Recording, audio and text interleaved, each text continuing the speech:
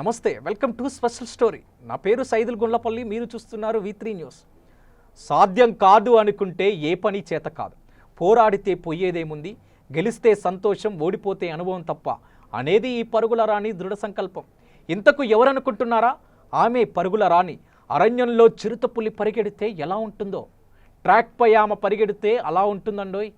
ట్రాక్పై అడుగు పెట్టిందంటే చాలు, తుపాకీ శబ్దం కంటే వేగంగా పరిగెడుతుంది. ఆమె ఒక స్పీడ్ గన్. ఆమె వేగానికి, ఆమె ధైర్యానికి, ఆమె సాహసానికి, ఆమె దృఢత్వానికి 130 కోట్ల మంది సలాం చేస్తున్నారు.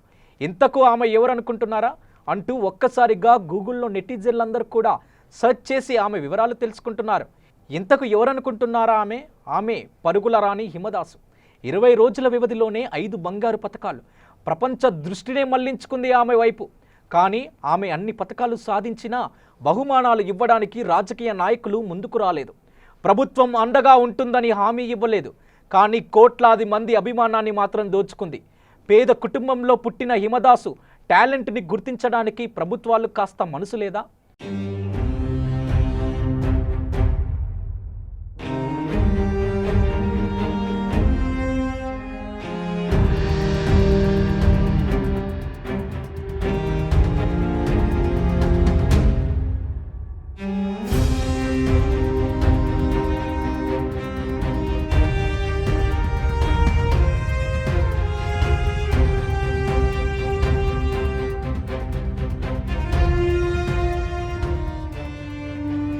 పాకిస్తాన్ క్రికెటర్ని పెళ్లి చేసుకున్న సానియాకు మాత్రం పురస్కారాలు, బ్రాండ్ అంబాసిడర్లు.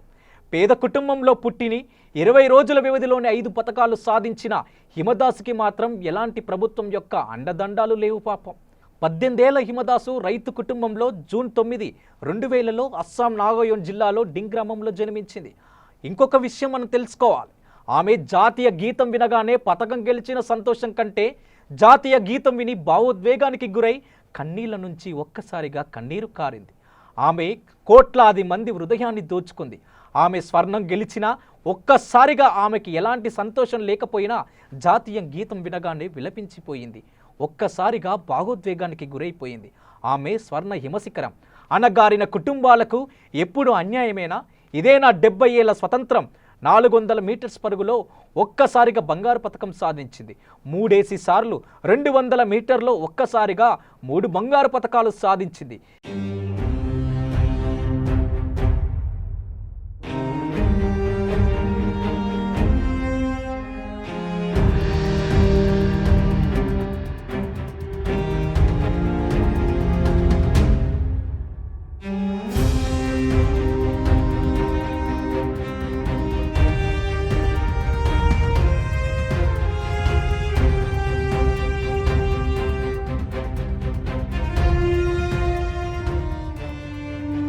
ఇదేనా ప్రభుత్వం చేస్తుంది? ఒక్కసారి ఆలోచించండి. పరుగుల రాణిగా ట్రాక్పై అదర కొడుతున్న ఈ హిమదాసును ఆదుకోండి.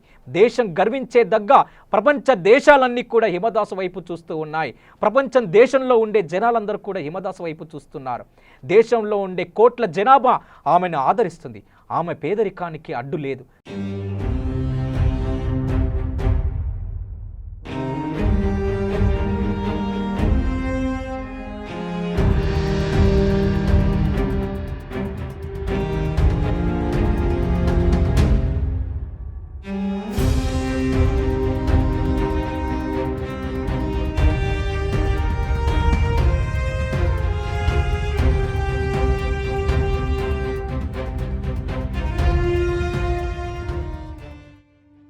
జీవితాంతం కూడా దేశానికి మంచి సేవ చేయాలి, దేశానికి మంచి పేరు ప్రతిష్టలు తీసుకురావాలన్న హిమదాస్కి సెల్యూట్ చేస్తున్న మా V3 న్యూస్ తరపున.